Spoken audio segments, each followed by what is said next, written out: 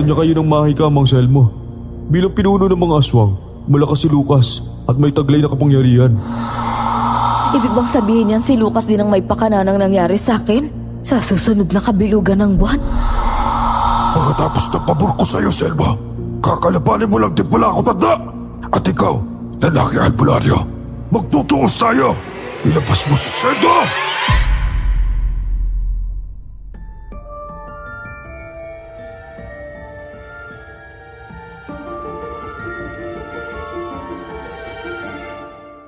Magandang araw po sa inyo, Miss Soledad.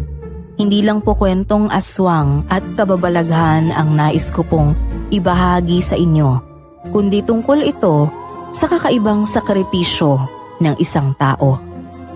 Upang lubos niyong maunawaan ang istorya, tawagin niyo na lang po akong Selena. At ito ang aking kwento. Bago ko simulan ng storya, huwag kalimutang mag-subscribe bilang suporta sa ating channel. Don't you understand me? I don't like that. I'm not hungry. I will eat tomorrow. Ha? Si Ate Luring ba yun? Nag-English na naman po siya. Teka, Diyos ko, kabilugan ng buwan pala ngayon.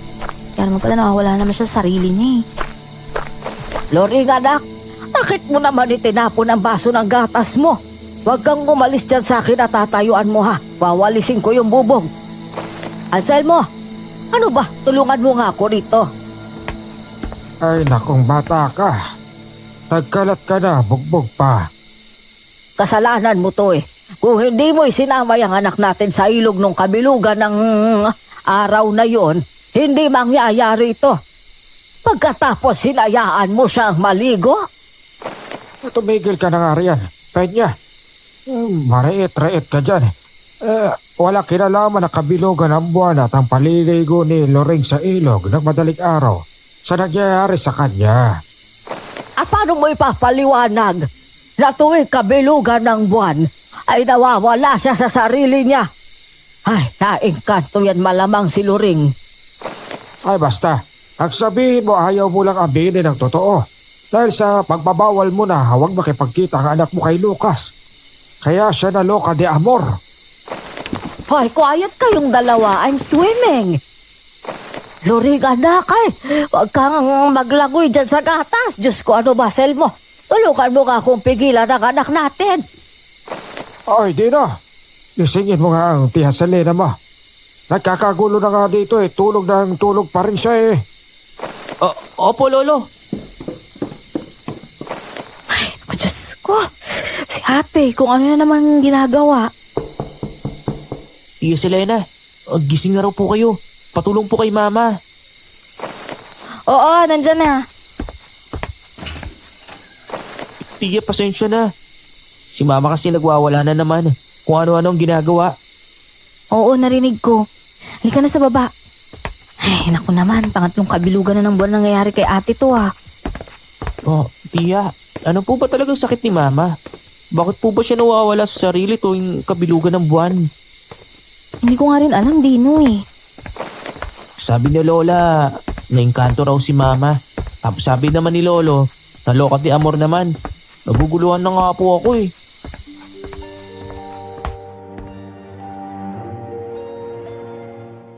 Hindi ko na nasagot ang pamangkin ko dahil bumungad na sa mga mata ko si ate. Nagmamadali na akong tumulong sa paghila sa kanya.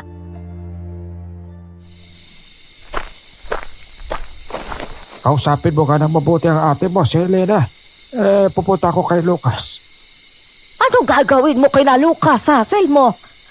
Si Oroy ang dapat na pinupuntahan mo dahil albularyo siya. Ayoko nga. Hindi ako naniniwalang marunong manggamot ang lalaking yun. Anong hindi marunong? Ikaw kamo ang ayaw maniwala sa kanya. Palibhasa dahil mayaman yung manok mo para sa anak natin, kaya gusto mo doon lumapit sa kanya. Totoo naman, hindi ba? Ano pa bang hahanapin natin kay Lucas? Kumbaga sa ulam, adobong baboy na ang lumalapit. Tapos ikaw ang gusto mo para sa anak natin. Paksiw, tagalunggong na pilasa. Quiet! Quiet! Ate Luring, Ate Loring, si Selena to. Tara ate, gusto mo ba maglaro tayo ng bahay-bayan sa kwarto ko? Ha? Mag-ingat ka sa mga bubog, Selena. Selena, my sister! You're here! Yumakap sa akin si ate na para bang nun lang kami nagkita. Ginantian ko naman ang yakap niya habang namumuo ang luha sa mga mata ko. Tara sa taas, te. Alam mo, maganda yung bahay ko dun. Oh, may dollhouse ka? Dollhouse? Oo. May dollhouse ako dun, te. Halika, dun tayo matulog. Dino, kuha mo nga ako ng walis. Lilinisin ko itong kalat ng mama mo.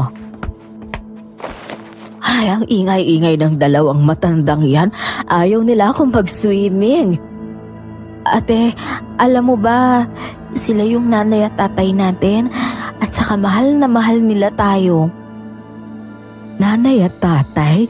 Ba't sila nag-aawa? Hindi sila bati. Ay, Diyos ko, Selmo. Ano ba nangyayari sa anak natin? Ganyan lang talaga yung mga nagmamahalan. Away bati. Oh, parang kami ni Sendo.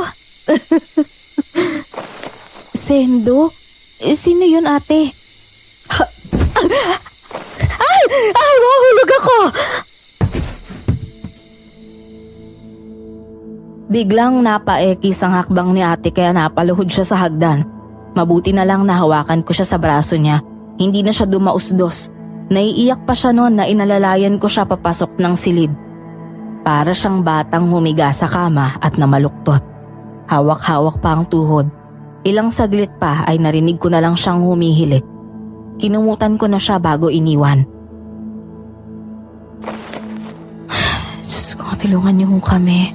Magalingin niyo po kung ano man ang karamdaman ni ate. Aba, Selmo. Bakit kay Lucas ka hihingi ng tulong hindi naman yan doktor? Sinabi nang si Uroy ang puntahan mo. Sa yaman ni Lucas, posibleng wala siya kilalang Dr. Peña. Doktor na tunay na ang tinutukoy ko, ha? Hindi yung nagpapanggap lang Dr. Kwak-Kwak. Nay, tay, ano ba naman kayo? Sa harapan ni ate kayo mismo nagsasagutan. Tapos kahit tulog na siya, maingay pa rin kayo. Itong nanay mo kasi. Ay nako, ba't ako ang sinisisi sa nangyayari sa kapatid mo? Hindi ko gustong nagkakaganyan siya. Napihirang buhay ito. Ikaw naman kasi. Bakit hindi mo tinabi sa pagtulog mo ang ate mo kanina? Hinayaan mong dito natulog sa sopa. Ano ba? Huwag mong sinisisi si Selena. Kaya naman kasi napuyat yang si Loring dahil sa manliligaw niyang parang ayaw nang umuwi. Naghihikab na nga ang anak natin eh. Nakikipag-usap pa rin. Parang hindi marunong makiramdam. Naghintay pa yatang sabihan kung dito na lang matulog. Itinapoy mo pawi si Lucas. Ay, kainam ka naman, Peña, oh. Di sana inalok mo na lang dito na matulog. Pwede siya dyan sa silid ni Dino. Bakit ko naman patulugin sa sala nga po ko? Lapit-lapit ng bahay ni Lucas para makitulog. Tsaka may sasakyan siya. Kaya niyang umuwi doon na lumang oras gustuhin niya. Tama nga si ate. Nagalit siya dahil nag-aaway kayong dalawa. Ayaw ako dyan sa tatay mo. Basta ako bukas ng maaga, puntahan ko si Uroy kay patingnan ko yan sa kanya si Loring. Bukas ka pa aalis. Ako ngayon na. Pero tay, madaling araw pa lang naman. Ano naman gagawin niyo sa labas? Dito na ako tatambay kay Lucas. Hihingi ako ng tulong sa kanya para maipagamot sa doktor ang ate mo. Ay, nakakahiya ka, Anselmo. Diyan ka na nga. Dino, ano pang yung tinitingin-tingin mo dyan? Matulog ka na at pagsikat ng araw, may pupuntahan tayo. Nay, tay, ano ba kayo? Hindi na nga maganda yung nangyayari kay ate tapos nag-aaway pa kayo? Ako nung naguguluhan sa inyong dalawa eh. Tigilan mo nga ako, Selena. Kung di ko pa alam, kakampi ka rin ng nanay mo. Ay nako, kunwari ka pa, makaalis na ka.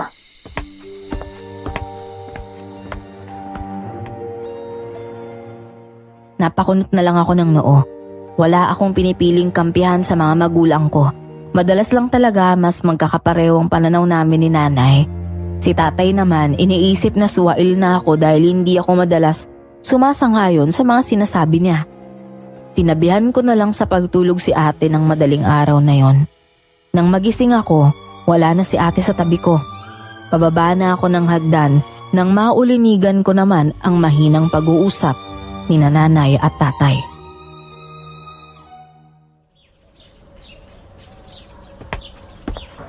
Kitid ng utak mo, Penya. Kanya ka talaga kapag nanliligaw eh. Nagbibigay para sa nililigawan niya. Tumigil ka nga sa kalokohan mo. Hindi ka ba nahihiya na parang binubugaw mo yung anak mo sa lalaking yon? Napakadumi mo naman mag-isip. Bahala ka nga kung ano gusto mong isipin. Abay, basta ako. Makakahinga na ako ng maluwag kung matitignan na ng doktor si Lore. At saka, para malaman mo, hindi ko siya pinilit, ano? Nay! Tay, ano ba yan ang ganyang mag-away? Hindi niyo ba talaga titigilan yan? Hay, ang tatay mo kasi. Kulang na lang ipamigay ang ate mo. Eh, nasaan ba kasi si ate? Saka akala ko mapupunta kayo kay Kuya Uroy, Nay. Aalis na dapat kami ni Dino, kaso itong magaling mong ama dumating kasama yang si Lucas. Dadalhin daw sa ospital si Loring at ipapasuri. Dinala sa ospital si ate at si Lucas ang kasama niya? Eh bakit hindi niyo man lang ako ginising? Ako na lang sanang sumama kay ate. Ang ate mo ang umaayaw na sumama ako. Pero pinapasama niya si Dino dahil niyaya ni Lucas para silang isang masayang pamilya. Ayos na hubaw ulit si ate, Tay. Ayos na ayos ang ate mo. At saka hindi sila pababayaan ni Lucas. Sigurado ba kayo na ayos lang si ate? Huwag mo na nga ako tinatanong ng kanya, Selena. Ano akala mo sa akin, papahamak ang ate mo? Ay, nako. Tumigil na kayo sa pagdududa nyo kay Lucas. Ano ba naman kayo? Hintayin nyo na lang at maya-maya ay magugulat kayo sa mga ipapadala niya.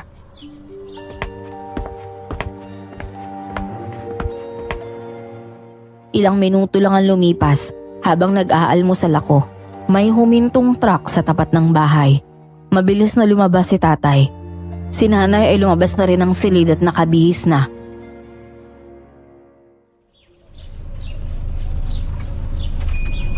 Mahiya ka naman, Anselmo. Isang truck ng grocery ang bibigay sa atin ng Lucas na yun? Abay, krasya na lumalapit. Kaya hindi ko to tatanggihan. Bahala ka maglaway sa mga pinadala ni Lucas kung ayaw mong tumanggap. Ano sabi niyo, Nay? Isang truck ng grocerya galing kay Lucas? Sobrang dami naman nun. Hindi ka pang kabuhayan ni ate yan?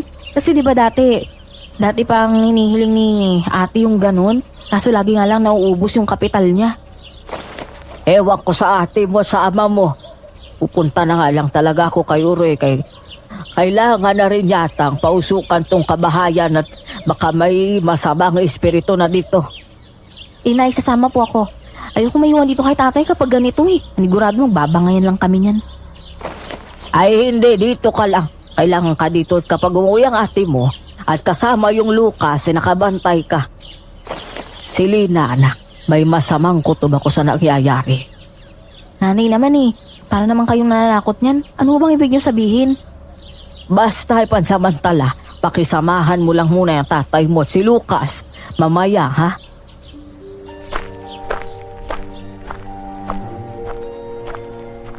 Wala akong nagawa nang umalis si nanay ng umagang iyon. Nag-aalala ako sa totoo lang, ilang buwan na ang nakararaan. Maayos naman ang sama namin na magpamilya. May trabaho pa si tatay noon sa isang barkong bumabiyahe papuntang Maynila. Kami naman nasa isang probinsya sa Kabisayaan nakatira. Sabik tuwing umuuwi siya. Hanggang isang araw ay nag-anunsyo siyang titigil na siya sa trabaho sa barko. Noon niya pinakilala si Lucas na isang mayamang nasa 40 pa lang ang edad at wala pang asawa.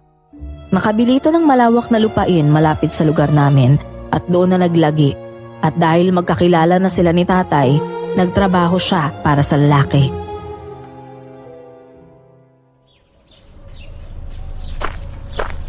Oy, Selena, ano tinatayo-tayo mo dyan pagtimpla mo na may inom itong mga trabahador ni Lucas. Ikaw talagang bata ko ha. Parang hindi ka ba lang marunong magkasikaso ng bisita. Hindi naman natin sila bisita, tay. Saka trabaho nila yung ginagawa nila. Ba't huwag mo na akong pinipilosopo riyan ha? Baka gusto mong sa edad mong yan mapalo pa kita. Oo na po.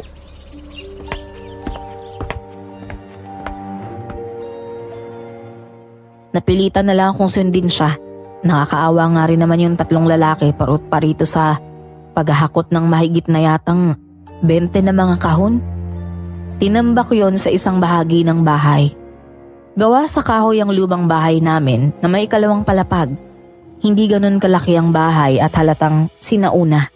Pero sadyang matibay ang mga kahoy niyon. Maluwang ang sala at may kainan sa 2 silid.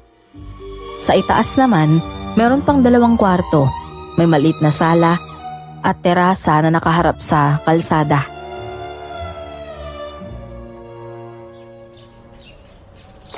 Hoy, Selena! Abay, bilis-bilisan mo naman ang pagkilos. Haluin mo na yung juice na ginagawa mo. Tay, ano bang nangyayari sa inyo? Dati ho nung nagtatrabaho pa kayo sa barkong lambing niyo sa amin. Lalo na kay nanay. Ngayon ho parang... Ano ka pa naman? Wala na akong panahon makipagdramahan pa sa'yo, Selena. Magiging abala na ako. Kailangan ko pang ayusin ang pagpapagawa ng tindahan ng ate mo rin sa labas. Tay, matanong ko nga lang. Nobyo na ba ni ate si Lucas? Oo. Nobya na siya ng ate mo. Kaya simula sa araw na to, Kuya Lucas na ang itatawag mo sa kanya. Naiintindihan mo ba? O sige na, kumuha ka na ng baso at ako na magdadala nito sa lamesa. Ha? Mga iho, uminom muna kayo ng Diyos. Grabe! Nobyo na ni ate si Lucas? Ganun lang ba dapat talaga kabilis kapag nagliligawan? Ano ba pinabagal-bagal mo dyan? Alam mo, Selena, kung kasing masunurin ka lang sa akin, kagaya ng ate mo, siguradong isang araw, makakatagbo ka rin ang kagaya ni Lucas. Gwapo na, mayaman pa. Kita mo, nabanggit ko lang ang pangarap mo ng ate mo. Diyos ko, tinupad na kagad. Kung ganun, hindi pala si ate ang nagsabi sa kanya tungkol sa tindahan kundi kayo, tay. Oo, ano naman ngayon? Lahat naman na ginagawa ko ay para sa kapakanan ng ate mo. Pero kasi, tay, ang pagkakaalam ko, ayaw na ni ate ng karelasyon. Kasi nga, hinihintay nga niyang bumalik yung tatay ni Dino, di ba?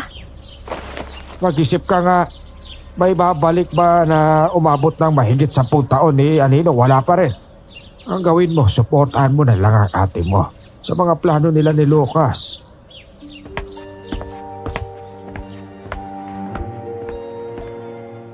Natameme ako. Nagdadalaga pa lang ako noon. Si ate naman ay nakapagtapos na ng kursong bokasyonal at nagtatrabaho na bilang waiter sa isang bagong restaurant sa bayan namin. Isang araw ay nagtapat siya sa mga magulang namin na buntis siya, pero wala siyang pinakilalang ama ng bata. At simula noon, bukang bibig na niya na hihintay niya ang pagbabalik ng tatay ni Dino na hindi na namin nakilala.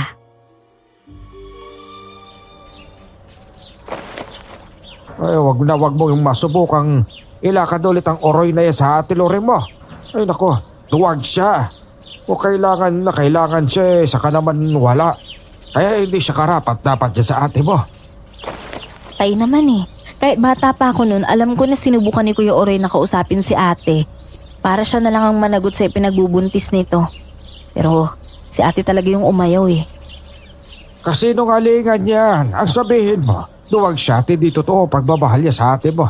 At saka isa pa, imposibleng hindi niya kilala mismo karibal niya. Tapos kayong may bago na namang manliligaw ang ate mo, eksena na naman.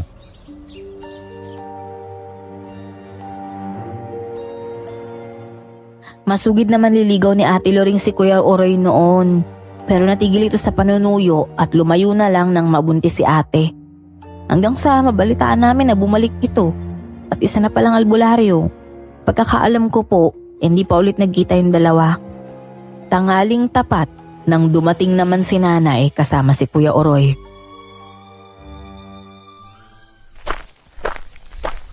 Kumusta na si Lena? Si Kuya naman kumakabati. Parang di tayo nagkikita sa bayan yan paminsan-minsan ah. Ang kala niyo naman sa akin, si ate na taong bahay. Pambihira, wala pang isang araw na umalis ako. May pinapatayo ng tindahan sa harap ng bahay natin. Nasaan ang tatay mo, si Lina? Baka nagtanghalian o kasama ng mga trabahador, Nay. Ang ate mo at si Dino, wala pa rin. Wala pa po eh. Baka namasyal pa po yung mga yun. Pero buti na nga na wala pa sila. Nay, di ba? Para di maistorbo si Kuya Oroy sa gagawin niya. Mamaya ang 3:00 pa magpausok yan si Oroy. Magtanghalian muna kami at magpahinga. Masyadong mainit ang panahon habang nasa biyahe. Sige ho, may niluto po akong ulam. Paksiw na tulingan. So sanang palambutin kaso pag ginawa ko yun, bukas pa tayo kakain yan.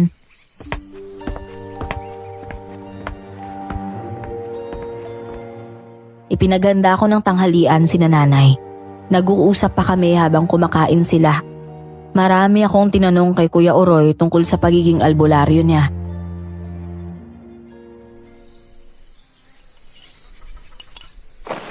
Paano mo nalaman na gusto mo palang maging albularyo, Kuya? Tagal ko nang gustong itanong yan sa'yo kaso nahihiya ako pag nagkikita tayo eh. May lahi kasi kaming babaylan eh. Yung pinakauling nagmana nung yun ay yung tiyuhin ko na pinapunta ko nung umalis ako noon. Matanda na siya pero hindi siya nakakapagpahinga dahil nga walang sasalo sa kaalaman niya. Naawa nga ako sa kanya, nagboboluntaryo na ako minsan. Grabe, Kuya. Di parang saswang din yan. Sinasalin pala yung lahi para hindi maputol. Ano ka ba naman, Selena? Ang mga aswang halimaw yan sila. Hindi sila tumutulong sa mga tao. Nang bibiktima lang yan at pumapatay. Naalala ko na. Ibig sabihin may tumutulong din kay Kuya Oroy na engkanto o tamaho. Kasi naalala ko nung maliit pa ako eh. Diba dinadala mo ko dun kay Sabidang para ipahilot? Tapos dun sa madilim na silid niya, bigla na lang mag-iiba yung boses niya. Yung pala sinapian na siya ng tamaho na tumutulong sa kanya. Diba, Nay? Oo, ganyan din ako, Selena. Ako naman, hindi lang ako naglalagi sa isang lugar.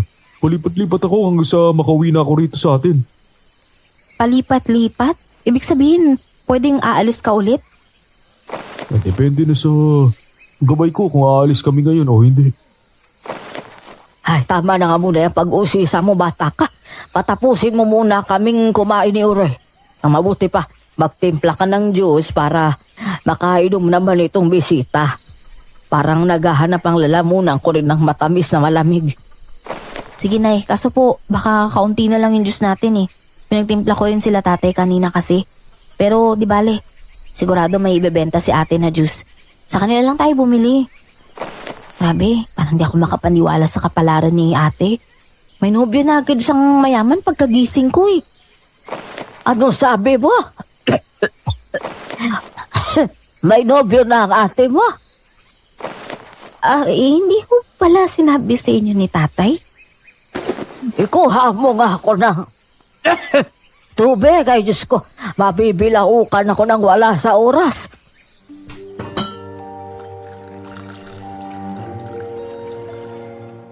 Pinatapos ko na munang kumain si nanay bago ituloy ang kwento. Pero dumating na si tatay kaya ito na ang kinumpronta niya tungkol kay ate. Nagkataasan na naman sila ng boses. Kailan pa naging nobyo ni Loring ang Lucas na yun, Anselmo? Inilihi mo sa akin ang totoo? Bakit hindi ko naman ililihim eh? Alam ko tututol ka sa relasyon nila. Mag-isip ka nga, Peña.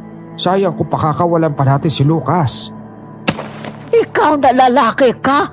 Hindi mo inisip ang kaligtasan ng anak mo. Hindi mo pa nga lubusang kilala yung Lucas na yan. Aray, ano ba naman, Peña? Tigilan mo nga yung paghampas mo. Tatama ka sa akin, sige. Nay, tama na ho. Aling Peña, tama na po yan. Hindi kayo dapat nag-aaway na dalawa. Oras na mapahamak ang anak natin sa pagiging bugaw mo. Wala akong ibang sisisihin kundi ikaw.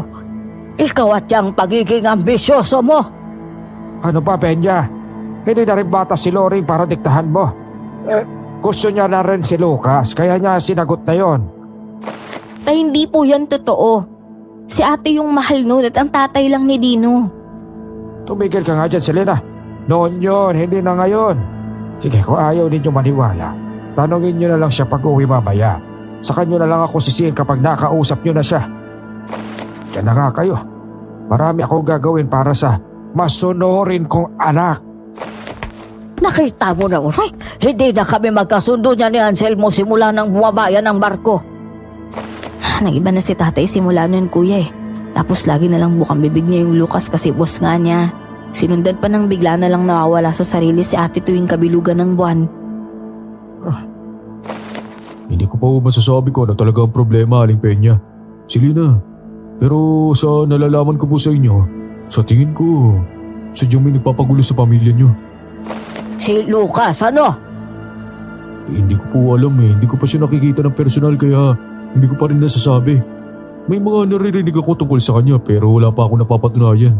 Hindi ako pwede magbase sa sagot ng mga kwento lang nila. Pasensya na ho. Nay, hindi kaya naapektuhan din tayo ng nangyayari kay ate tuwing kabilugan ng buwan? Kasi 'di ba, parang halos magkakasunod lang din yung pangyayaring to. May kakaibang enerhiya akong nararamdaman na bumabalot dito sa inyo, Aling Peña. Hindi ko pa matukoy ngayon kung saan galing. Pero bigyan niyo lang po ako ng oras. Bakit naman kasi ngayon pa? Wala si Loring, panigurado oras na makita at mahawakan mo siya, may masasagap ka. Kahit damit lang ho sana nasuot niya. Yung kagabi po, baka meron po dyan. Baka hindi man lang ako makahawak kahit sa dulo ng daliri niya. Alam niyo na ho, may nobyo na ho siya ngayon Anong hindi? Para rin sa kagalingan niya yan kaya ka nandito. Hayaan mo at hindi ako papayag na hindi mo siya matingnan. Silid na, hanapin mo sa silid ng ate mo yung suot niyang damit kagabi. Sige ho, hanapin ko, Nay. Maganda na rin tayo na gagamitin sa pagpapausok. Para kung hapon o gabi na dumating si Loring, siya na lang ang titingnan ko. Sige kuya, babalik ko ako agad para matulungan ko kayo sa mga kailangan nyo. Mabilis kong nahanap ang damit ni ate. Pagbalik ko sa sala, may nakalatag ng mga gamit sa ibabaw ng mesa. Tigdigin mo tong pinatuyong dahon ng kalachuchi at luya para madaling masunog mamaya. Sige ho, kukunin ko lang yung almires. Dito na muna kayo. Maghanap ako ng bao at balat ng niyog na gagamitin mo, Oroy. Kailangan ko sana ng dahon ng ate sa Aling Maring. Buhay pa po ba yung ate sa labas ng silid ninyo? Ay, matagal na ang patayon gawa ni Selmo. Nasusuka palagi sa amoy ng dahon kasi pero may bagong tanim naman ako sa likod ng kusina. Doon na lang ako kukuha. Sige ho, salamat. Kuya, ito na yung almires. Akin na po yung didikdikin. Nandito lahat sa supot na to. Diktigin mo lahat ng yan maliban dito sa kamang yan. Mas matagal na buo pa to para matagal maupos. Kuya Oroy, itatanong ko lang may asawa na ho ba kayo? Ha? Wala pa akong asawa. At saka baka hindi ko na magawa yun. Bakit naman ho? Hindi pa naman kayo matanda Mas gusto ko kasing ituon yung pansin ko sa panggagamot, Selena. Masaya at kontento na ako na may natutulungan ako.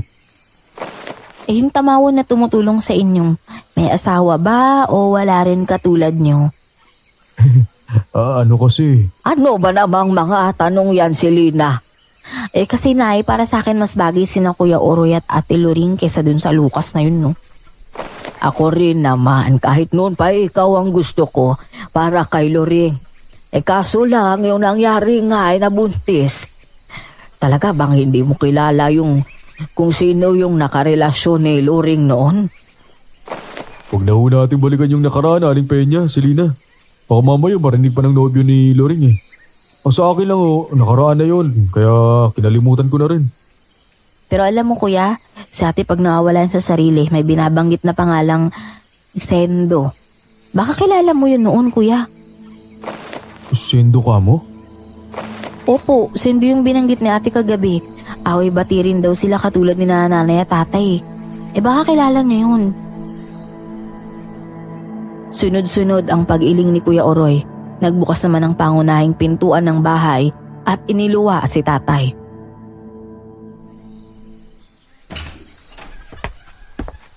Hedya! Selena! Nandiyan na sila Loring at Lucas. Hali kayo, tignan ninyo. Hindi mo ba nakikitang may ginagawa kami? Papasukin mo na lang sila. sus, parang hindi pwedeng iwan niya ginagawa niyo riyan ha. Mamaya na ulit kuya, salubungin lang namin sila. Halika na nay, huwag na muna natin galitin si tatay. O siya, sana lang ay magandang resulta ng pagpadoktor ng ate mo kung totoo nga.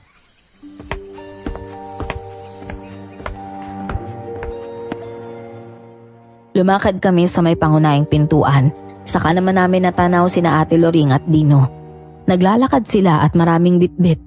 Mainit sa labas ng sandaling yon. Sige anak, ipasok mo yung mga pinamili natin dito sa loob. Ate, pasok ka na din. Mainit pa sa labas oh. Mamaya sumama yung pakiramdam mo dyan.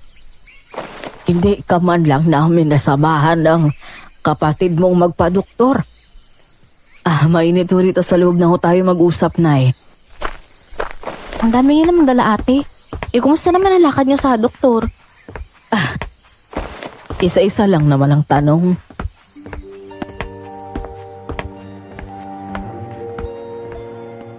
Sa sala na kami nag-usap-usap habang nasa lamesang kainan si Kuya Oroy at nakatunghay lang sa amin.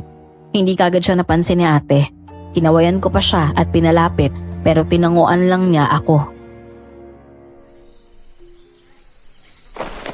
Teka, sino nasa lamesa, Nay?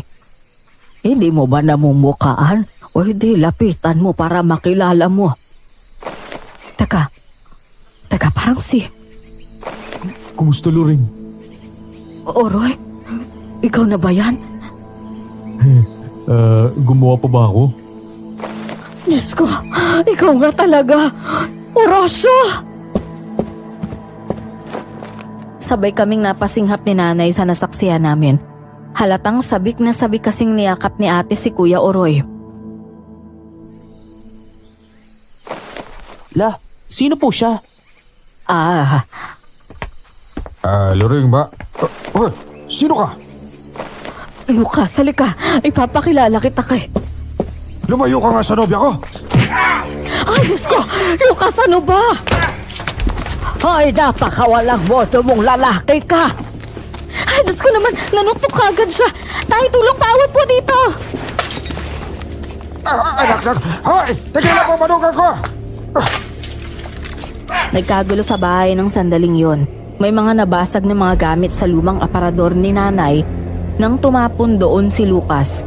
Pero baliwala lang ang pagkakabagsak nito dahil dumampot ito ng upuan para ipalo kay Kuya Oroy. Nasipa pa naman ni Kuya Oroy si Lucas kaya nabitiwan nito ang upuan at walang tinamaan. Napaatras lang si Lucas imbis matumba. Ewan ko kung namamalik mata ko pero napansin ko ang parang pagkislap ng mga mata niya na namumula at galit na galit.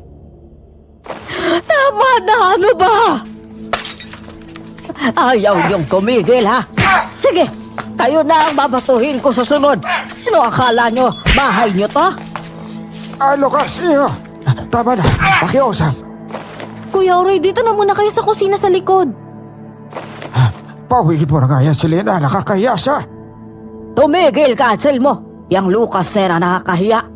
Masama bang magbatian sina Loring at Oroy matapos ng maraming taon? Bakit kailangan niya pang yakapin si Loring? Siguro naman alam ng lalaking yan na may nobyo na siya, hindi ba? Lucas, ako ang unang yumakap sa kanya. Kahit paano may pinagsamahan kami ni Oroy.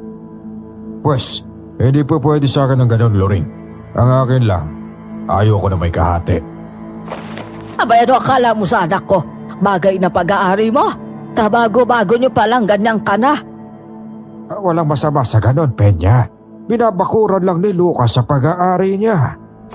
Ikaw ang may kasalanan, Anselmo. Ginawa mong parang bagay na itinitinda ang anak natin. Sira ulo ko, babae ka. Halika nga rito. Tay, ano ba? Huwag niyong saktan si nanay. Mula sa kusina, habang nanonood sa kanila, tumakbo ko sa tabi ni nanay at ate. Tay, alam niyo kahit kailan hindi niyo nagawang saktan si nanay eh. Bakit ngayon? Kayong mga babae kasi, kung sumusunod na lang kayo sa aming mga lalaki, wala namang magiging problema. Hoy lalaki, may mga isip kami at marunong kami sa ginagawa namin. Masyado ka namang makaluma sa edad mo para sabihin mo yan, Lucas. Kung makapagsalita ka, akala mo mas bata ako sa'yo ah. Baka nakakalimutan mo, ina ako ng nobya mo. Ang mga babae, lalo na ang mga matatanda, iginagalang at hindi sinasaktan. Lalo na kung may puto naman ang sinasabi. Hindi ka yata marunong makinig eh. Hindi ka parte ng pamilya kaya huwag ka mangingialam dito, lalaki ka. Hindi na kasi tama yung ginagawa ninyo, Mang Selmo. Dahil lang sa kasintahan ng anak ninyo yung pinapanigan ninyo, kaya ninyong saktan ang asawa ninyo ng ilang dekada nyo nang nakakasama? Aba, talagang humihirit ka pa talaga. Tama na po, Lolo. Tama na po. Nino anak, halika dito. Ay, Diyos ko. Nakakatakot po sila, Mama. Bakit kailangan po nila mag-away-away? Umirap si Lucas kay Kuya Oroy. Si tatay naman tinabihan si Lucas. Hawak ko naman si nanay. Natahimik kami saglit hanggang sa tumahimik na si Dino. Lucas, Oroy, ang mabuti pa umuwi na kayo. Hindi uuwi si... Uwi na lang po muna ako, Aling Peña. Babalik na lang po ako sa susunod na araw. Talaga, ano pang gagawin mo rito ha? Ako nagpapunta sa kanya rito. O bakit? At pag sinabi kong babalik siya rito, babalik siya. Huwag mo kong pakialaman. Wala kang galang. Ano ba kasi ang ginagawa niyan dito? Wala ka nang pakialam doon. Lucas, isa kasing albularyo yung si Oroy. Alam mo namang hindi kami magkasundon itong asawa ko. Ako, lumapit ako sa iyo dahil alam ko na may kilala ka mga sikat na doktor. Tapos itong asawa ko, tumawag naman ang Dr. Kwak-Kwak. Matinong albularyo si Oroy at kilala ko na siya kahit noong hindi pa sa albularyo. Kaya may tiwala ko sa kanya. Kaya pala. Oo, huwag ka mag-alala. Kung manliligaw man siya ulit kay Lorraine, wala na siyang pag-asa dahil nandiyan ka na. Tay, wala naman hong sinabing ganyan si Oroy. Nakakaya naman ho sa kanya. Albularyo siya at dati mong manliligaw, Lorraine. Oo, pero... Lalo ayoko nang makita yung pagmumukha ng lalaking yan. Umalis ka na rito! Bisa mo! Bastos talaga ang ugali mo!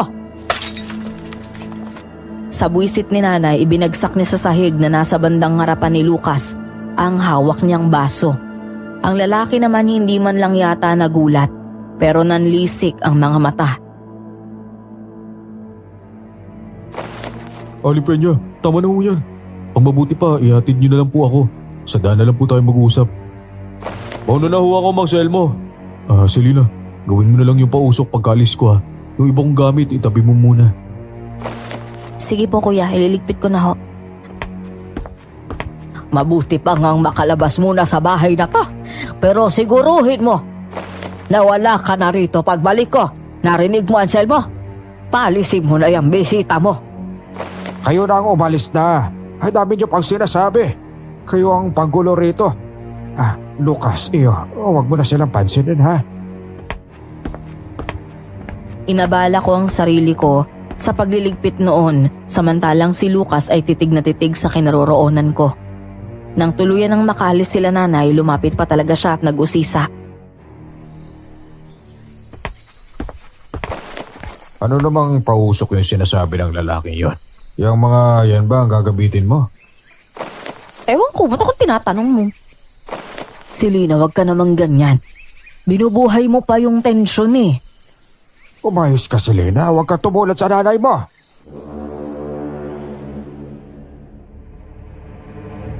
Hindi ko sila pinansin.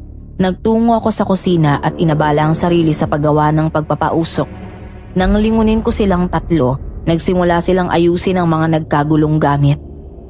Ewan ko ba, pero nung mga sandaling yun, ang pakiramdam ko kay Lucas ay parang halimaw na nagtatago sa gwapong muka. Pumasok din sa isip ko ang kumakalat na balita sa bayan namin na may aswang daw na nanghaharang sa daan tuwing gabi. Nagpapanggap daw na mabait at gwapo o di kaya ay pulubi at kawawa. Kinilabutan ako sa naisip ko, kaya binawi ko naman yun agad. Galit na ako kaya kung ano-ano nung nakikita at naiisip ko. Ang mga gamit ni Kuya Oroy na iniwan niya ay itinabi ko sa pinakasulok ng ilalim ng kama ko. Pagkatapos, bumalik na ako sa kusina at gumawa na ako ng siga sa baon ng niyog. Habang ginagawa yon, pilit kong dinidinig ang usapan nila sa loob. Ang mga dinikdik ko sa almires ay ibinuhos ko na sa siga. Dinagdagan ko pa ng isang tipak ng kamangyan. Naghalo na ang amoy ng balat ng niyog at kamangyan sa hangin. Lumakad na ako papasok ng kainan.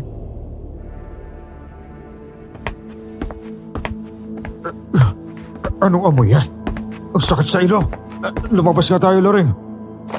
Dino, punta ka sa Selena mo sa kusina. Tingnan mo kung anong ginagawa niya, baka may maitulong ka. Basta walang mga away, ma, ha? Oo, wala na. Sige na. Lakad na sa tiya mo. Wala, ba't ganun na lang yung pag-ayaw niya sa amoy ng usok ko? Hindi naman tumabaho ah. Tiya, Selena, ano po yung bitbitin nyo? Bakit po umuusok yan sa nangangamoy? Magsasagawa tayo ng ritual para pantaboy sa masamang elemento sa loob ng bahay natin, Dino. Pansin mo ba na parang ang gulo na natin itong mga nakaraang buwan? Oo nga po eh. Nalilito na nga po ako kung minsan kung sino po susundin ko kina Lola at Lola. Tapos si Mama, may nangyayari pa tuwing kabilugan ng buwan. Tapos nandiyan pa si Tio Lucas na... Hey, basta magulo po ngayon. Hayaan mo, Dino. Isang araw babalik din sa dati ang buhay natin. Simple, tahimik at masaya. Halika na, sundan mo ko. Hanggang sa taas magpapausok tayo.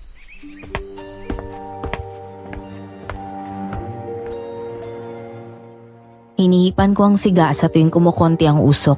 Dinadagdagan ko rin ang mga sangkap sa baon ng niyog para patuloy na kumalat ang kakaibang amoy sa paligid. Hanggang sa umakyat na kami sa ikalawang palapag at dumungaw sa terasa. Akin na yung kamangyan, Dino. Yung pinakamalaking ibigay mo sa akin. Ayoko ng amoy na pinapausok na kapatid mo, Loring. Babalik ang hika ako sa ginagawa niya ka mo. Pero Lucas, ang usapan natin, dito kayo maghahapunan ng mga tauhan mo. Di ba? Hayaan mo at sasawayin ko si Selena. Selena, bata ka. Tigil mo nga yung pagpapausok mo, nakakahiya ka. Babalik na lang ako sa susunod na araw, Tay Selma. Tamang-tama lang siguro na matatapos na itong tindahan.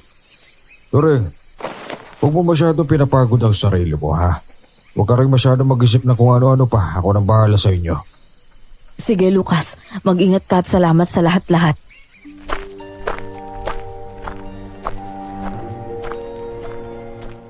Tumingala pa sa amin sa itaas ang lalaki bago lumabas ng tarangkahan at sumakay sa kotse niya. Hindi naman ako nakakilos agad sa kinatatayuan ko dahil parang natakot na naman ako sa talim ng tingin niya sa akin. Pinagalitan naman ako ni tatay pagkababa ko. Pinili ko na lang tumahimik at naghanda ng hapunan habang hinihintay si nanay na umuwi.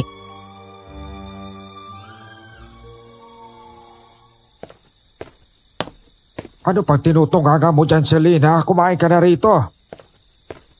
Tay, hindi ba kayo nag-aalalang wala pa si nanay hanggang ngayon? Anong oras na oh? Ay bahala siya kung galit siya. Ayaw niyang umuwi. Ano ho? Ganun na lang yun, Tay? Ate Loring, tayo na nga lang hanapin natin si nanay. Ay, naantok na ako, Selena. Maaga akong matutulog para makabawi ako ng lakas.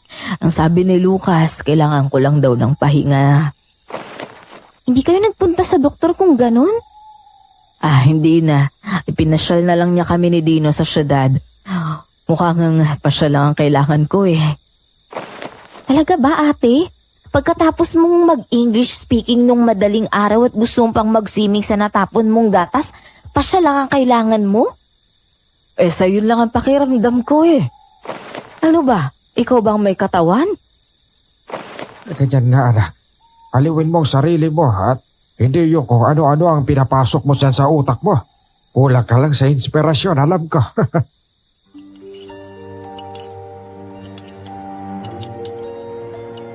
Nagbukas-sara na lang ang bibig ko dahil sa hindi pagkapaniwala sa mga sagot nila. Kung hindi lang ako takot na mag-isang pumunta kina Kuya Oroy ng gabing yon, tutuntunin ko na lang si nanay. Hindi ako mapakali na wala pa siya. Ay, sarap nag-ihip ng hangin sa labas, ha. Doon na ako matutulog. Hindi niyo ba talaga hanapin si nanay, tay? Paano kung hinarang na pala ng aswang yun? Ay nako, hindi. Umalis siya. Matuto siyang bumalik. At saka posibleng maharangan yun dahil hindi naman takot sa aswang ang nanay mo. Babantayan ko na lang ang pag-uwi niya. Si Hermon ang aabuti talaga sa akin nun. Ano ba? Binabato ba tayo? Si Ate Loring, tay. Tay! Si Lida! May aswang sa bintana ko! Ano namang amoy yun? Bakit ang lansa? May aswang sa bintana, tay! Sinubukan niyang buksan yung pinto pero mabuti na lang nalagay ko yung harang. Anong aswang ang pinagsasasabi ninyo? Ay naku, baliw lang ang maniniwala sa ganon.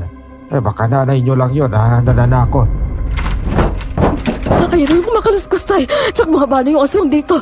Papasukin niya tayo. Natatakot ako. Ate, dito ka, Dino. Lumapit ka sa akin. Kung aswang yan, kailangan natin ng panlaban. Kaya mo bang takbuhin yung asin, ha, Dino? Kaya ko po. Kukunin ko lang po.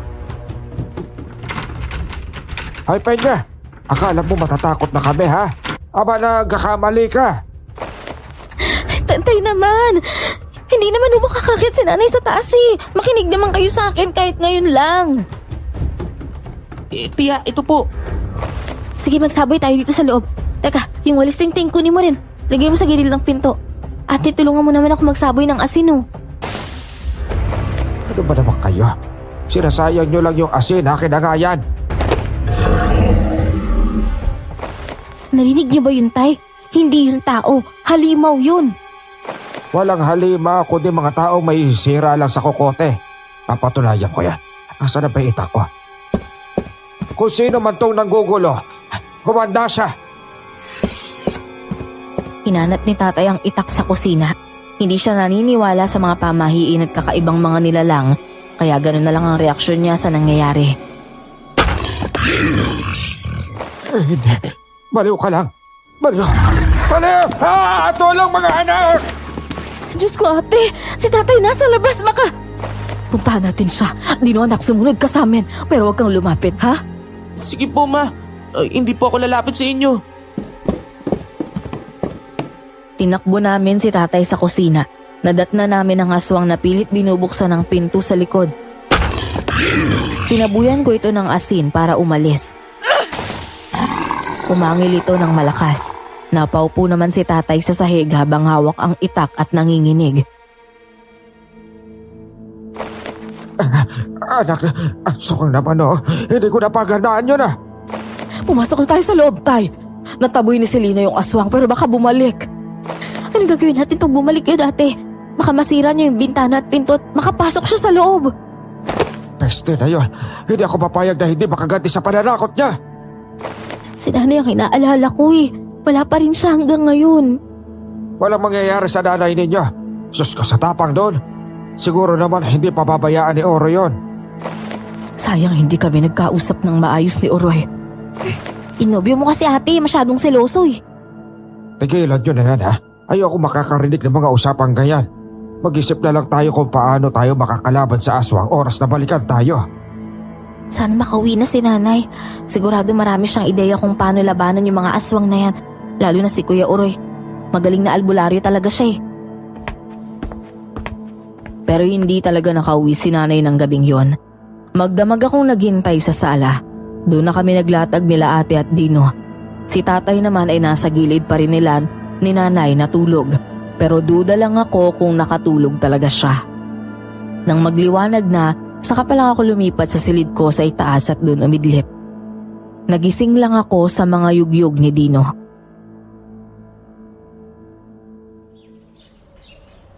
Tiya, nandiyan na po si Tio Lucas. Pinapagising ka. Si Lucas? Bakit daw? Pulpo yata sa nangyari kagabi. Yung pag-atake ng aswang dito. Sige, susunod ako. Mag-ayos lang ako ng sarili ko.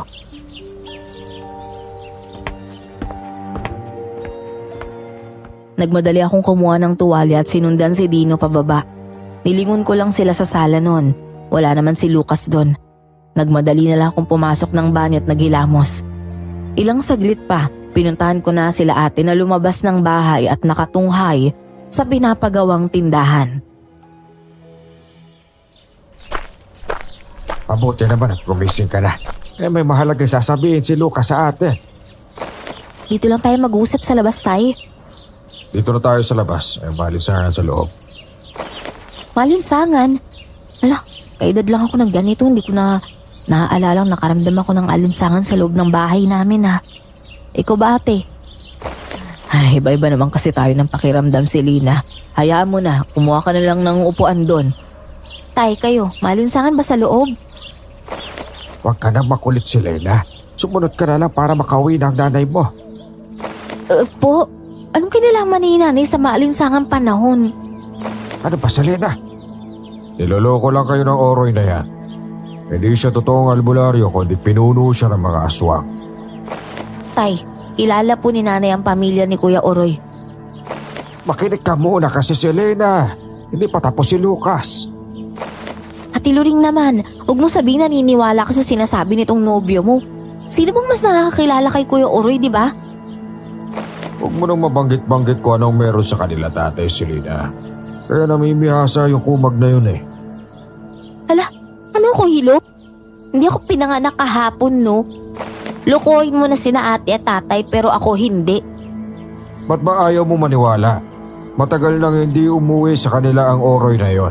Kaya iba na siya nang bumalik siya. Sino ka naman para malaman ang lahat tungkol sa kanya? Investigador ka ba? Marami ng koneksyon dito sa atin si Lucas, Selena. Kaya marami na siyang alam. Sino nagturo sa'yo ng ritual ng pagpapausok? Hindi ba't si Oroy? Siya nga. Bakit? Epektibo ba? Alam mo kahapon pa kita napapansin eh. Takot ka sa pausok ko. Malamang masamang elemento ka, no? Selena, ano ba? Huwag mong ganyanin ang Kuya Lucas mo. Kuya Lucas? O eto na lang ha, maniniwala ako na totoo yung sinasabi nyo kung makikita mismo ng mga mata ko na nag-anyong aswang si Kuya Oroy o di kaya may inuutusan siyang aswang. Paano kung sabihin ko sa'yo na siya nga ang nagpapunta ng aswang dito sa inyo kagabi? Patunayan mo muna bago ako maniwala sa'yo. Pantawag sa aswang ang ritual na ginagawa mo kahapon, Selena. Sabihin mo na gusto mong sabihin, hanggat walang patunay wala ka mapapala sa akin. Hindi mo ako mapapaniwala sa sinasabi mo. Nagmarcha ako papasok ng bahay. Walang lingon-lingon na umakyat ako ng hagdan diretso sa silid. Pagpasok ay ikinandado ko ang pinto. Diyos ko, grabe yung kaba ko. Paano nalang ko totoo sinasabi ni Lucas? Si nanay baka napahamak na siya. Magdamag kaya niyang kasama si kuya? Selena, buksan mo ang pinto, mag-usap tayo. Kung hindi rin lang natin hahanapin si nanay ate, wag mo na lang akong kausapin. Iuuwi raw ni Lucas si nanay dito, Selena. Patutunayan niya sa'yo na tama siya. Dadalhin din niya raw si Oroy para patunayan sa'yo lahat. Di mabuti. Pero lumabas ka na dyan, hindi ka pa nag-aalmusal. At saka tulungan mo akong maglista ng mga paninda. Baka bukas matapos na rin yung tindahan. Grabe si ate, unahin pa talaga yung paninda kaysa hanapin si nanay. Kung ako na lang kaya umalis para maghanap sa kanya. Sige na, Selena. Huwag ka nang magkulong dyan sa kwarto. Oo na nga lang. Oo ate, susunod na. Kukuha lang ako ng damit para makaligo. Sige, hihintayin kita sa baba. Bubuksan namin ni Dino yung mga kahon. Ay, naku, Selena.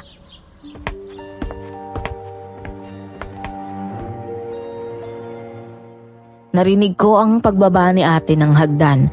Saglit pa akong umupo sa hagdan nang maalala ang lumang bag na pag-aari ni Kuya Oroy na itinago ko. Kinuha ko yon at isa-isang inilabas ang laman.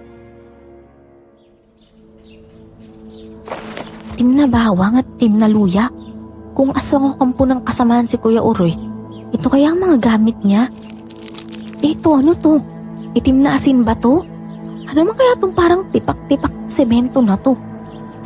Lumang Santo Niño? Nagawa sa kahoy ito ah. Ano? Ang daming pulat puting kandila nito ah. May natuklasan pa akong buntot pagi na nakarolyo at may tali sa loob ng bag. Pati manunggal at iba pang mga ugat at dahon ng mga halamang gamot. Lokohin mong lolo mong Panot Lucas. May aswang bang nagdadala ng mga pangontrang ganito? Pero paano niya nagagawa na sabihin yung mga yun kanina? Tapos sina ate at tatay paniwalang-paniwala naman sa kanya. Di kaya na-hypnotis mo sila? Tia Selena, baba ka raw po, sabi ni Mama. Tagal mo raw kasi. Ay, naku. Sige na, bababa na ako. Kailangan ko masubukan ng mga to kung para saan. Baka nga sinadya ni Kuya Uroy na iwan ng mga to kahapon dahil alam niyang kailangan namin eh. Kung asin ang itim na to, baka pwede itong pantaboy sa aswang. Subukan ko kaya kay Lucas to. Mamaya aswang pala talaga siya. Sa gwapo niya.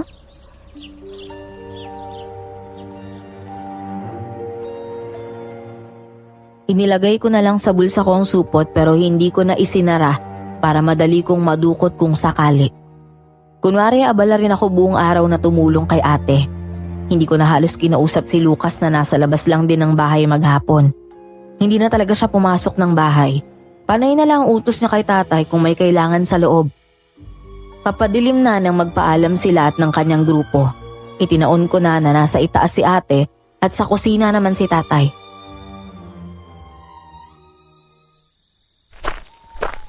Oh, ano Lucas? Kala ko ba nadali mo pa uwi si nanay? Huwag ka mag-alala, Selena. Mamayang gabi, papatunayan ko ang sarili ko sa'yo. Ano ba? Ba't kailangan pang haplusin ang baba ko? Dahil gusto ko at kaya ko. Alam mo, duda talaga ako sa'yo eh.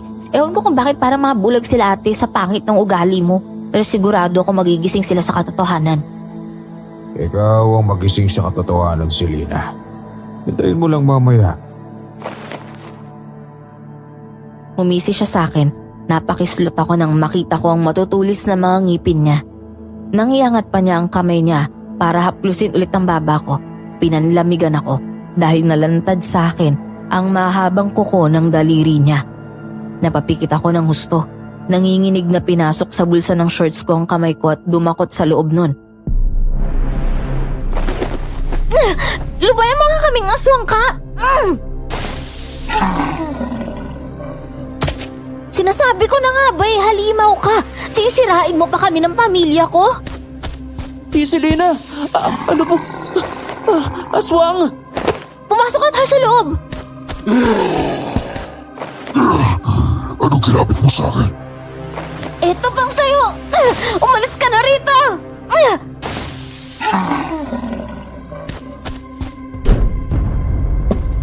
Anong nangyari sa inyo? Nasa labas ang aswang, Ma! Anong nasa labas ang aswa? Si Lucas ang kausap na tiha mo. Sumili pa ako sa siwang ng bintana. Nakita ko pa ang mabilis na pagtakbo ng aswang patungo sa naghihintay na sasakyan. Lumingon pa ito bago tuluyang sumakay. Humarurot ang sasakyan palayo. Saka ko hinarap sina tatay na nakasilip din pala. Aswang si Lucas, tay. Tingnan niyo to. Hindi ka pa rin ba titigil na bata? Teka, ano ba yan? May wagang itim na asin malamang, tay. Ito yung ginamit ko kay Lucas kanina eh. Nagkaroon siya ng pangil at tumulis yung kuko niya sa mismong harap ko, tay. Anak na, ano ginagawa mo kamo? Nagalit si tatay sa akin. Masasampal sana niya ako pero naunahan ko siya. Sinabuyan ko rin siya ng itim na asin pati sina ate at Dino ay tinamaan nga rin. At sa isang iglap, para silang mga nalito na nangapa sa sarili. Anong araw na ba to? Gabi na. Teka, anong nangyayari? Selena, anak! Anong mga yan, Selena? Magtitinda ka na ba ngayon? Ma, si Tio Lucas! Nakakatakot po siya! Ang nanay mo, Selena, nasaan siya? Tay? Ate? Upo muna kayo, sige. Ipapaliwanag ko lahat.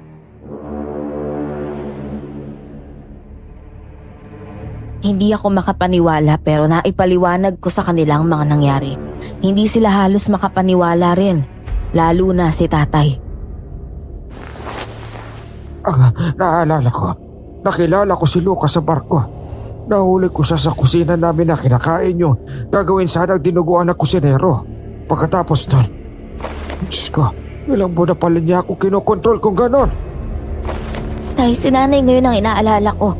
Pangalawang gabi na to na hindi siya umuwi. Hahanapin ko siya.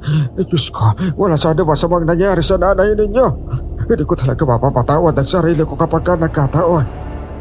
Pero tay, kung aalis kayo, wala namang kaming kasama rito. Paano na lang kung dumating ulit si Lucas at sapilitan kaming pasukin?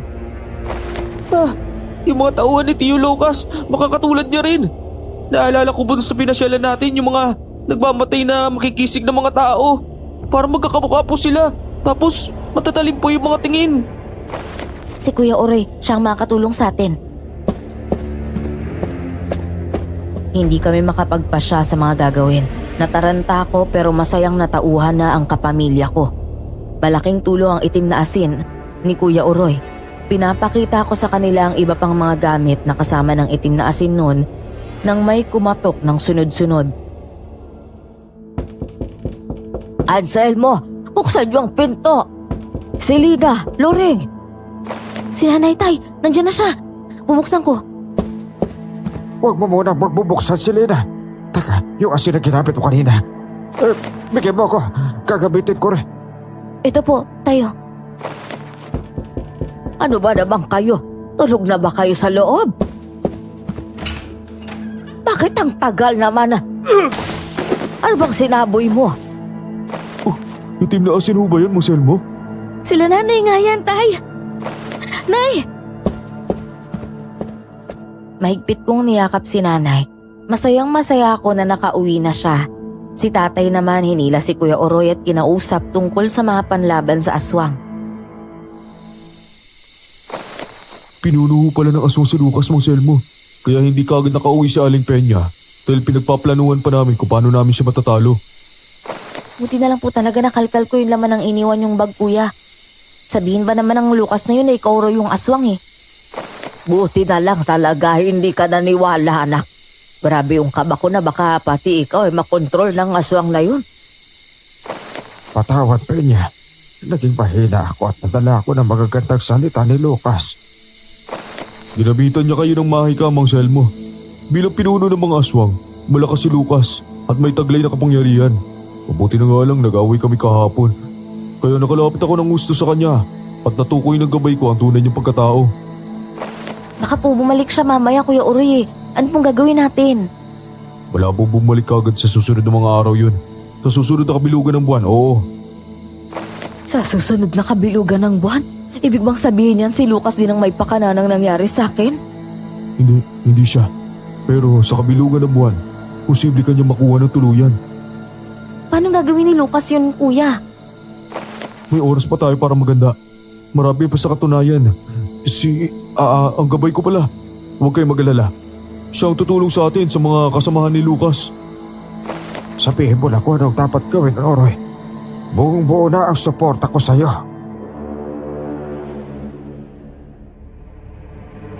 Nang mga sumunod na araw, wala kahit ni anino ni Lucas ang nagpakita sa amin.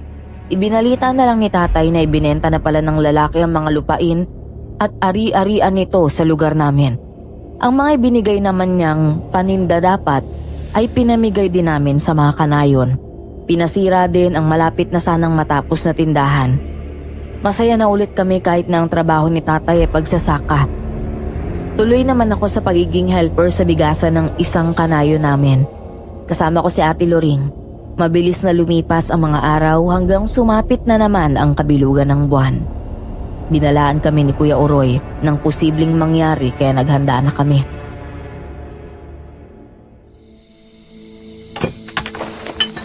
Masusunog pala sila sa itim na asin na to. Pwes ay paliliguan ko sila nito oras na dumating sila. Ay, hindi na sila makakaligtas dito sa buntot pagi na ito. Sapul sila dito sa mga binilog kong durog na bawang at luya na pinagulong sa asin talaga. Selina, come here. Let's go to heaven. Ay, natake na ang anak ko, Roy. Ate, huwag mo nang buksan ang bintana. Huwag na tayong pumunta kung saan. Masaya na dito sa bahay. Marami kang laruan, no? Hey you, why are you looking at me like that? Because I'm beautiful, right? Ay, nako. Sana magawan mo ng paraan na wag magkaganyan si Loring Oroy. Nakikiusap ako. Ito na ang ulit pagkakataon na magkakaganyan sila, Aling Peña. Basta, maging handa lang po tayo.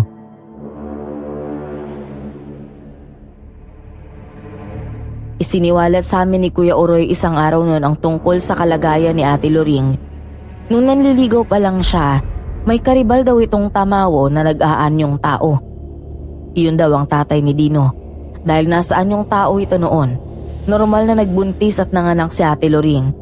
At sa pagbabalik nito, wala na itong katawang tao, kundi naging gabay na ni Kuya Oroy. Yung tamaw ang sinasabi mong si Sendo. Nandyan na siya ngayon kaya nagkakaganyan si Loring. Opo, nandiyan na siya. At nakikita na ni Loring. Sendo? Andyan si Sendo? Dumating ka na ulit. Ikaw nga. Tumakbo sa sulok ng silid si Ate Loring para siyang may niyayakap na hindi namin nakikita.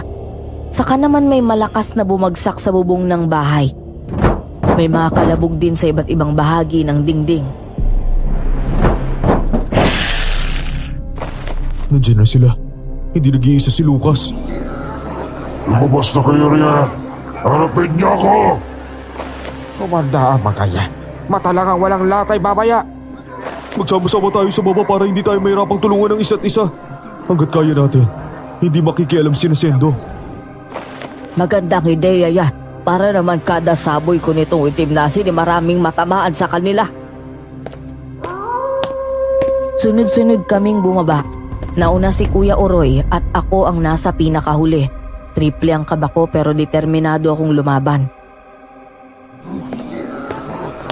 Dino, huwag ka munang aalis sa tabi ng mama mo ha. Opo, hindi ko po iiwan si Mama.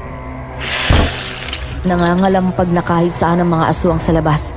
May bahagi na nga ng bintana na unti-unti nang nasisira.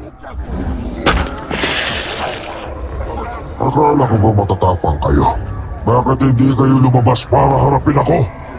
Hindi tanga ang mga tao dito sa bahay na to para hayaan ka na lapain lang sila. Tayo maghaharap, Lucas.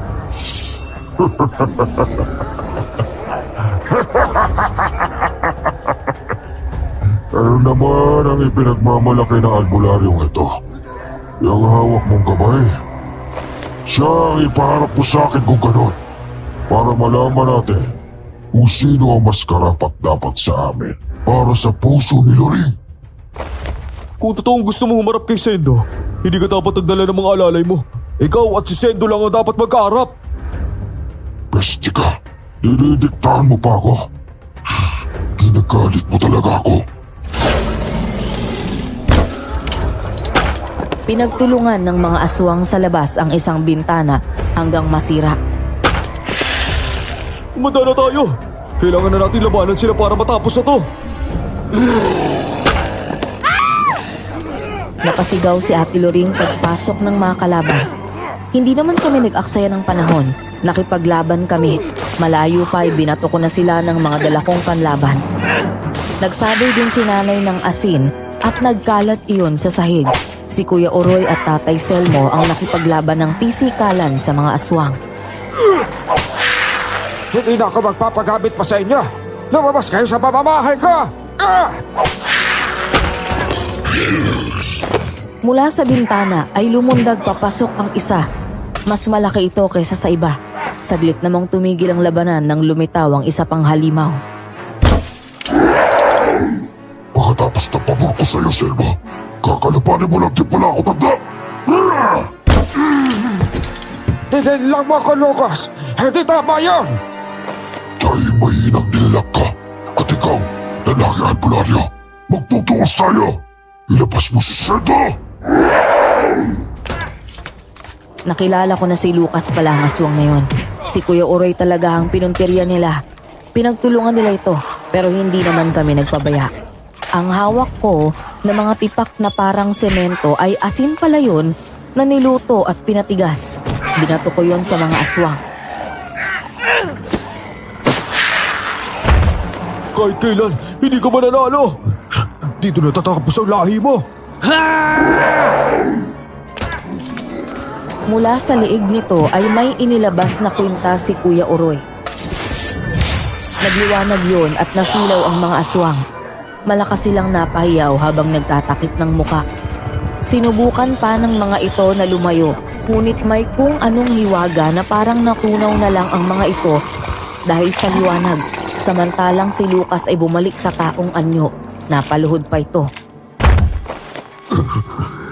Tama na. Sumusuko na ako sa kung anong klaseng mutya meron ka. Hayaan mo lang ako mabuhay. Magpapakalayo-layo na ako. Magpapakalayo-layo?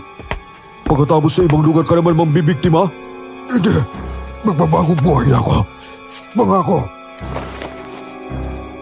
Tiningnan kami ni Kuya Uroy, isa-isa habang bumubuntong hininga. Si Nanay Peña naman ay lumapit sa kanya. Kapag ba umalis si Lucas, babalik sa normal ang anak ko. Yan ang hindi ko hawak, Peña. Oo. Parte ako kung bakit nawala sa sarili si Lorena. Pero hindi ako may pasimuno nito. Kung ganun, walang kasiguruhan ng lahat. Oo, no, Roy. Sagutin mo nga yan. Tumigil ka, Lucas! Hindi ka lang aswang kundi demonyo ka pa. Huwag mong guluhin ang utak ng mga tao rito. Mamamatay ka na! Idinikit ni Kuya Uroy ang nagliliwanag na palawit ng kwintas sa noo ni Lucas. Pero nakapagtatakang wala yung epekto.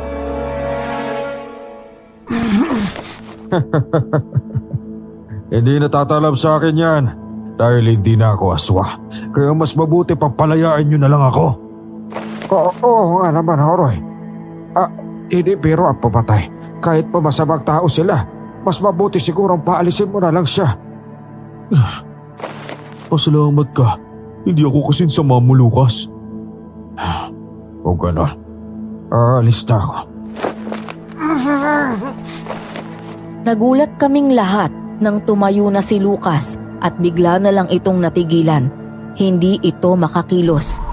Umihip ng malakas ang hangin at tila may puting usok na bigla na lang lumitaw. Diyos ko, Kuya Uroy, anong nangyayari? Tisendo, gusto niyo pumasok sa katawan ni Lucas para mabuhay siya bilang tao. Ano? Ibig sabihin katawan ng aswang ang gagamitin niya? Hindi ako papayag. Lubayan niyo na ang anak ko. Hindi ko na po siya mapipigilan. Pasensya na po. Sa sinabing yun ni Kuya Uroy, nataranta kami kasabay ng pag-ibang anyo na naman ni Lucas. Naging sobrang puti na lalaki nito pero ganun pa rin ang boses. Boses ng halimaw. Halika na, Lori. Sumama ka na sa akin. Iwan na natin ang bundok ito. Hindi. Dito lang sa amin ang anak ko. Hindi siya sasama sa iyo kung sino ka man. Sendo, hindi ba napag-usapan na natin to? Ang sabi mo, dadalawin mo lang si Loring at ang anak mo, di ba? Boss, nagbago ng isip ko. Gusto ko nang makasama kami tatlo sa mundo ng mga tama mo. Kaya aalis na kami sa ayaw ninyo at sa gusto ninyo. Pagkasabi nun, naging maliksi ang mga kilos niya. Sa isang iglap, nasa harap na siya ni Ate Loring. Ano ba, Lucas? Hindi na ako sasama sa iyo, manloloko ka. Hindi na ako si Lucas, mahal. Ako na si Sendo. Hindi ako naniniwala. Ano ba? Bitiwan mo ako! Bitawan mo mama ko! Anak ko ako to. At tatay mo.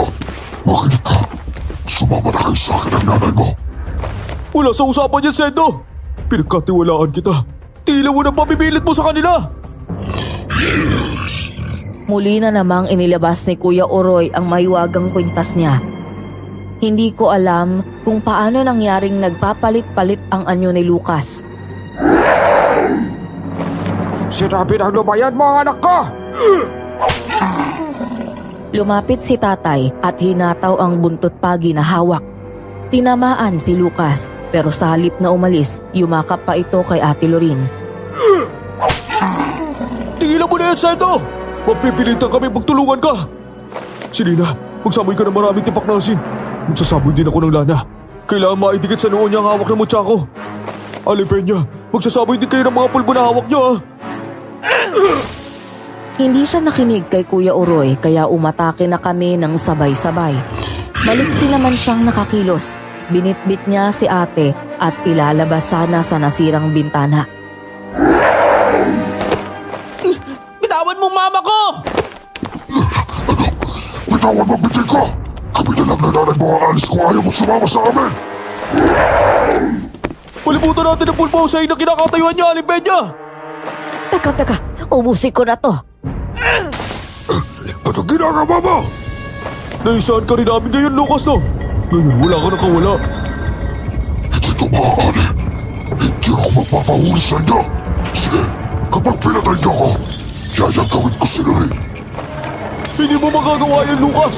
Dahil nandiyan si Sento para pigilan ka. Hindi. Hindi maaari. Nilinlang niya ako. Wah! Sa harap namin, nagpapalit-palit ng anyo si Lucas at mismong mga anyong iyon ang tila hindi nagkakasundo at nag-aaway. Hanggang sa mabitawan niya si Ate Lorin. Mabilis na tumakbo si ate patungo sa amin. Si Kuya Oroy naman ay lumapit sa naguguluhang aswang. Nagpambuno sila. Hanggang sa umatungal ng husto ang aswang na mukha ni Lucas nang idikit na ni Kuya Oroy ang palawit ng kwintas sa noo nito.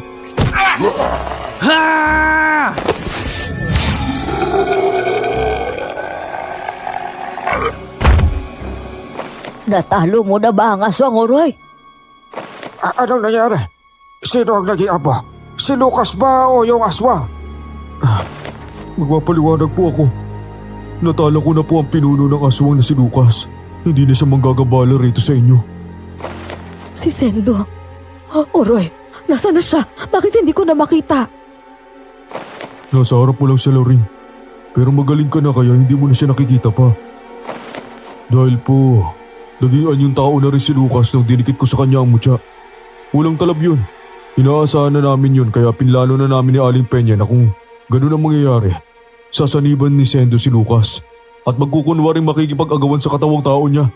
Nang sa gayon, lumitaw ulit siya sa anyong aswang. Diyos ko, buti na lang pala. Muntik na ako maniwala na. Nasaan na si Sendo kung ganon?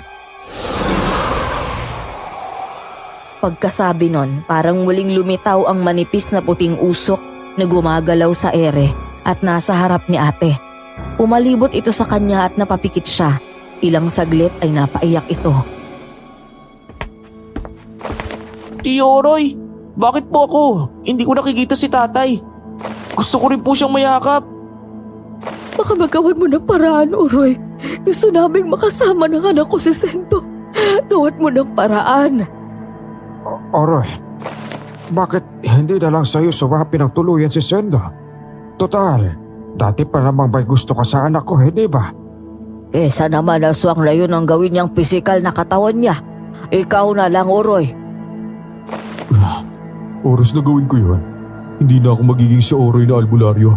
Mag-iiba ang anyo ko sa pagtagal ng panahon hanggang sa mawala na ako ng tuluyan. Tay, ate, kawawa naman po si Kuya Oroy sa ganon. May sarili siya buhay. Huwag naman po natin siyang ilagay sa ganong sitwasyon. Siya na nga ho itong tumulong sa atin tapos sa uli siya rin yung mawawala. Nabalot ng katahimikan ng pamilya ko. Si Kuya Oroy naman lumapit sa akin. Napayakap ako sa kanya. Salamat sa pag-aalala mo, Selena. Pero alam mo kasi, mahal ko rin talaga ang ate mo. Kaya handa akong magsakripisyo para sa kanya. Kuya Oroy. Hindi naman nangyari ang pagpapalit ng katauhan ni Kuya Oroy sa isang iglap lang. Hinintay pa ulit ang panibagong kabilugan ng buwan bago iyon nangyari. Ang swerte ng pamilya natin lalo na kay Kuya Oroy na no. Hindi lang niya tayo niligtas sa mga aswang. Handa pa siyang isakripisyo ang sarili niya para mabuang pamilya ni ate. Oo nga, anak. Kung may magagawa lang tayo para kahit hindi siya magsakripisyo. Ako na naman ho ang pinag-uusapan nyo, Nay Peña, Selena. Ay alangan namang si Selvong pag-usapan namin at ikaw ang nagsilbing bayani ng pamilya. Nagbago na ho si Tay Selmo, kaya patawarin niyo na ho siya. Ewan sa kanya. Habang tumatagal, nabubuisit ako kapag naalala ko yung mga sinabi niya. Ganun ho ba? Hayaan nyo. Babanggitin ko sa kanya pag uwi niya galing sa pagsasaka. Siguradong gagawin niya yun ang paraan. Oroy, ngayon pa lang nagpapasalamat na ako. Hindi kita malilimutan. Hindi ko namin malilimutan, kuya.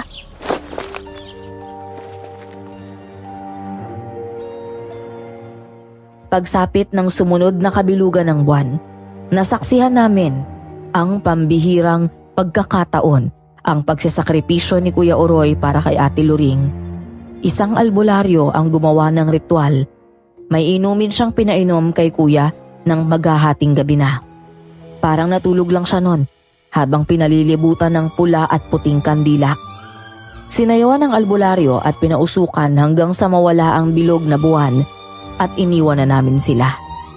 Pagsapit ng umaga, isang bagong Oroy ang nakasama namin.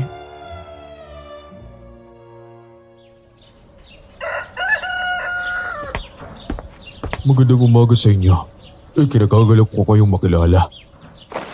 Nay, ang baba na ng boses niya. Pero mukha niya parang si kuya pa rin. Diba? Unti-unti naman daw kasi ang pagbabago. Penya, patawarin mo ako. Ano ba, Selmo? Ngayon ka pa magdadrama? Ay kumain ka na at pumunta sa palayan, susunod ako.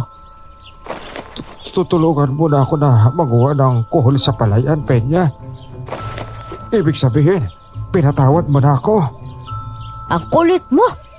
Alam mo, pag balik ta rin man ang mundo, hainan man ako ng ditsyong baboy eh. Paksiw na gulunggong na bilasa pa rin naman ang pipiliin ko. Natawa ako kay nanay at tatay nun. Naalala kong sinabi ni tatay noong ikinumpara niya si Lucas kay Kuya Oroy para maging karelasyon ni ate. Napangiti rin ako nang makitang masaya si Ate Loring, Dino at Kuya Sendo. Isang buong pamilya. Sa kasalukuyan, 3 na ang anak ni Ate Loring at Kuya Sendo. May sarili na silang bahay sa tabi namin.